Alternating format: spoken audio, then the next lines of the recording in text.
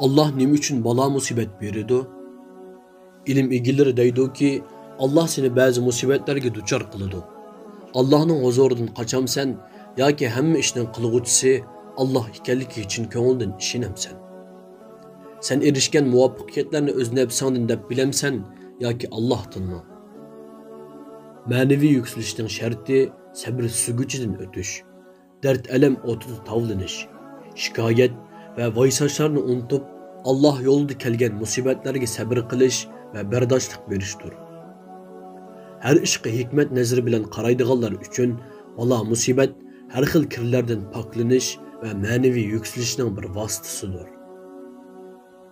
Xuddi sahildeki sunun tekrar urilishidan siliqlashgan granit taşlarga o'xshash Allah'ның arqı kelgen sınaqları bilen pişip yetilgen köngüller musibetlerge qarşı polatdak irade ve sabırge doludu. Xuşallık, xursanlik, mengülük bolmağınıdek musibet, dert elemler hem mengülük emes elbette. Birdemlik xuşallıklarga aldanma. Ötkünç dertlerge qayg'urib, özüni yo'qitib qo'yma. Dertlerin xuşallıqın tosalgı bolmusun. Bala musibetki sabır qilishing, berdaşlık berishing xuşallıqın üçün hazırlıqdır. Seni charchatgan, hardırıp qo'ygan, sana avarchilik tug'dirgan ishlar üçün nafratlanma. Çalvaqab, açıqlab ketme. Qani deb baqa. Sabır o'tida tavlanib parlamay turib, qandaqmi boshqalar xatoligini ko'rsatib bera oladigan aynak bo'la olaysan.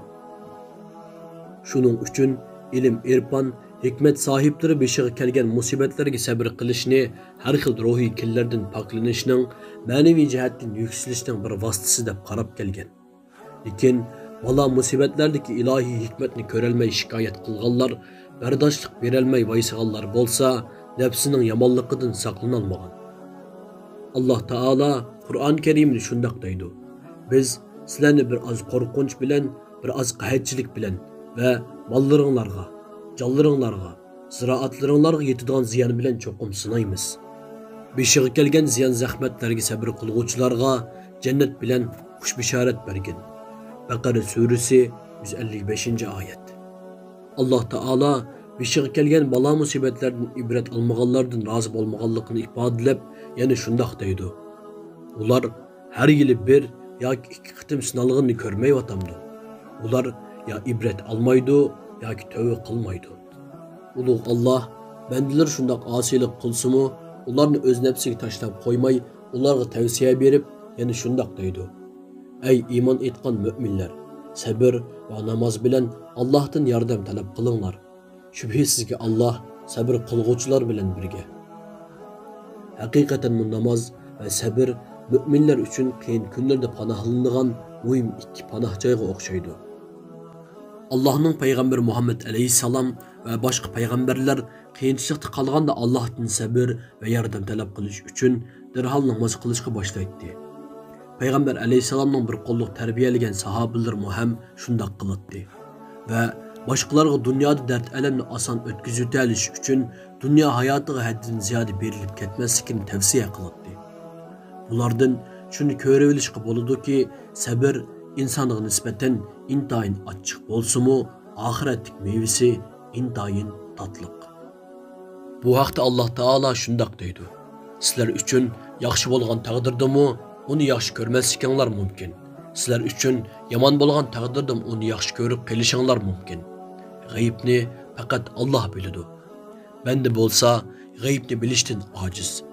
İnsanın nisbatan beshiga kelgan qiyinchiliklar tashqi ko'rinishni nachardek qilsa-mu, qanchilgan ilohiy hikmatning yo'shinganligini bilmaydi.